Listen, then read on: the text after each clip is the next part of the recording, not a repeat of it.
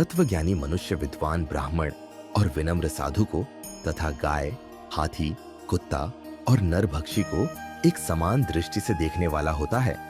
तत्वज्ञानी मनुष्य का मन समभाव में स्थित रहता है। उसके द्वारा जन्म मृत्यु के बंधन रूपी संसार जीत लिया जाता है, क्योंकि वह ब्रह्म के समान निर्दोष होता है और सदा परमात्मा में ही स्थित रहता है। तत्वज्ञानी मनुष्य न तो कभी किसी भी प्रिय वस्तु को पाकर हर्षित है और न ही अप्रिय वस्तु को पाकर विचलित होता है। ऐसा स्थिर बुद्धि, मोह रहित, ब्रह्म को जानने वाला सदा परमात्मा में ही स्थित रहता है।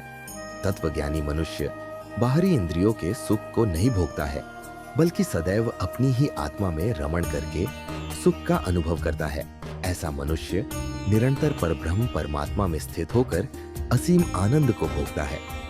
हे कुंती पुत्र अर्जुन, इंद्रियों और इंद्रिय विषयों के स्पर्श से उत्पन्न कभी तृप्त न होने वाले यह भोग प्रारंभ में सुख देने वाले होते हैं और अंत में निश्चित रूप से दुख योनि के कारण होते हैं।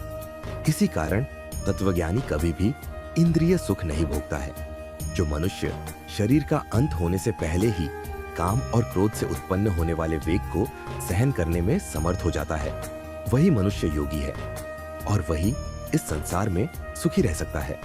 जो मनुष्य अपनी आत्मा में ही सुख चाहने वाला होता है और अपने मन को अपनी ही आत्मा में स्थिर रखने वाला होता है, जो आत्मा में ही ज्ञान प्राप्त करने वाला होता है, वही मनुष्य योगी है और वही ब्रह्म के साथ एक होकर पर ब्रह्म परमात्मा को प्राप्त होता है। जिनके सभी पाप और सभी प्रकार दुविधाएं ब्रह्म का स्पर्श करके मिट गई हैं, जो समस्त प्राणियों के कल्याण में लगे रहते हैं, वही ब्रह्मज्ञानी मनुष्य मन को आत्मा में स्थित करके परम शांति स्वरूप परमात्मा को प्राप्त करके मुक्त हो जाते हैं। सभी सांसारिक इच्छाओं और क्रोध से पूर्ण रूप से मुक्त स्वरूप सिद्ध आत्मज्ञानी आत्म संयमी योगी को सभी ओर से प्राप्त परम शांति स्वरूप परब्रह्म परमात्मा ही होता है।